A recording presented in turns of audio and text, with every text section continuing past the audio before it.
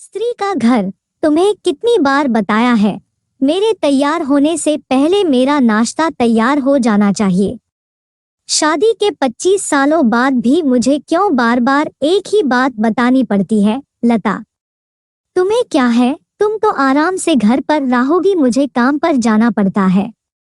तुम हो कि हमेशा बेवकूफों जैसी हरकत करती हो। अगर तुम यह जानबूझकर करती हो तो याद रखना, मुझसे बुरा कोई नहीं होगा। आज भी प्रशांत का पारा चढ़ा हुआ था। इन कटु शब्दों में अपना गुस्सा उतारते हुए, गीला तौलिया कुर्सी पर फेंकते हुए प्रशांत गुस्से से लता की तरफ देखने लगा। लता के लिए प्रशांत का यह बेवजह का गुस्सा कोई नई बात नहीं थी। वह महीने में 3-4 बार ऐसे ही लता पर बरस पड़ता था। पहले पहले लता उसका विरोध किया करती थी, लेकिन जब कई सालों तक प्रशांत में कोई बदलाव नहीं दिखा तो लता ने खुद को ही बदल दिया। अब प्रशांत के कुछ भी कहने से लता को कोई फर्क नहीं पड़ता था। प्रशांत की हर बात वो चुपचाप सिर नीचे झुकाए सुन लेती थी। शादी के पहले 5 साल तक लता ने पूरी कोशिश की थी कि प्रशांत को बदला जाए, लेकिन फालतू का गुस्सा करना और बाद में लता को भला बुरा कहना, यह मानो जैसे उसकी आदत बन गई थी। कोई भी वाद विवाद होता तो प्रशांत सीधा लता को बोल देता, अगर मैं तुम्हें अच्छा नहीं लगता तो क्यों नहीं चली जाती अपने मायके? क्यों रहती हो मेरे साथ? इतना सब कुछ होने के बावजूद लता प्रशांत के साथ रहती थी क्योंकि उसे अपनी बेटी की फिक्र थी, और वह जाती भी तो कहाँ, अपने बूढ़े हो चुके माँ बाप को इस उम्र में परेशान करना वह नहीं चाहती थी। समाज और लोग क्या कहेंगे, यह भी तो उसे देखना था। वह इतनी पढ़ी लिखी भी तो नहीं थी कि खुद जाकर कोई नौकरी कर सके और अपना और अपनी बेटी का पालन पोषण कर सके।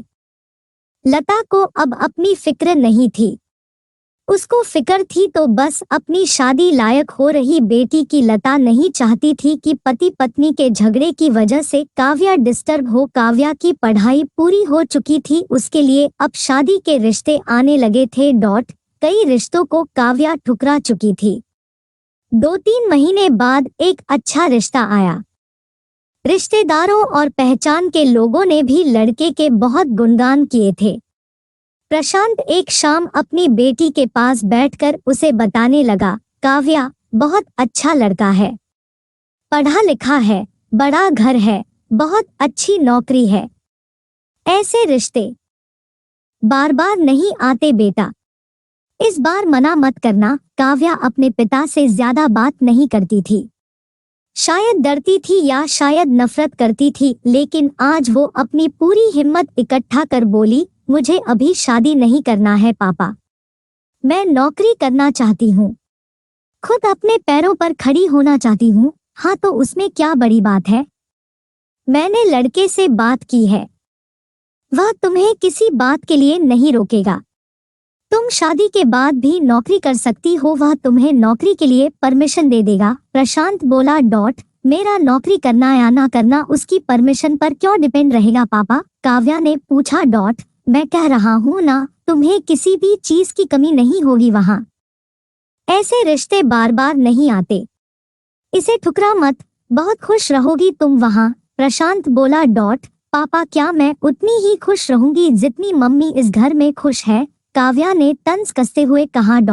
आज तुम्हारी जबान कुछ ज्यादा नहीं चल रही। प्रशांत गुस्से से आंखें बड़ी करते हुए बोला, पापा, मुझे शादी ही नहीं करनी है, क्योंकि शादी के बाद अगर वह लड़का आपके जैसा निकला तो मैं क्या करूंगी?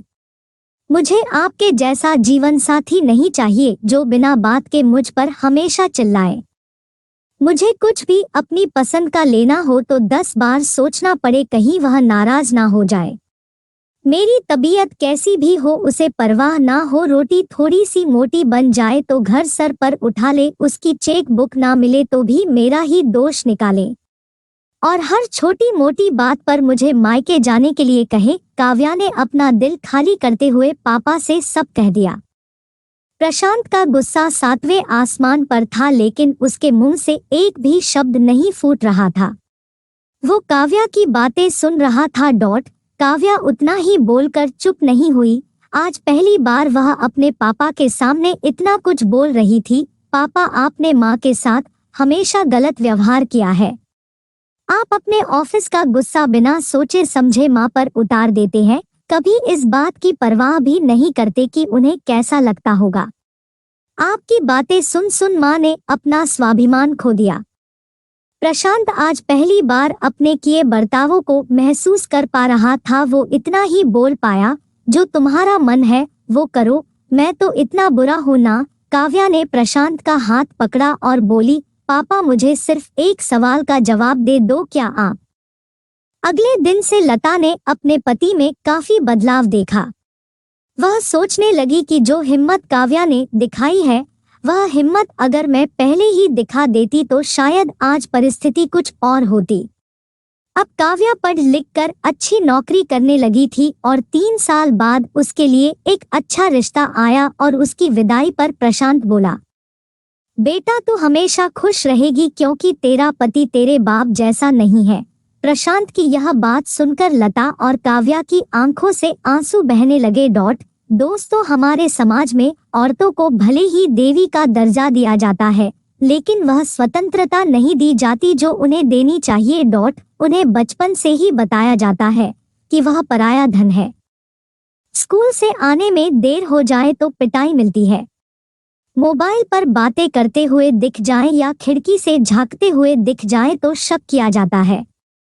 माँ बाप का घर तुम्हारा नहीं है, पति का घर ही तुम्हारा घर है। जीवन भर यह बातें बता बता कर उन्हें ससुराल भेज दिया जाता है और एक दिन किसी छोटे मोटे झगड़े में ससुराल वालों से उन्हें सुनना पड़ता है कि इस घर को छोड़ दो और मायके चली जाओ।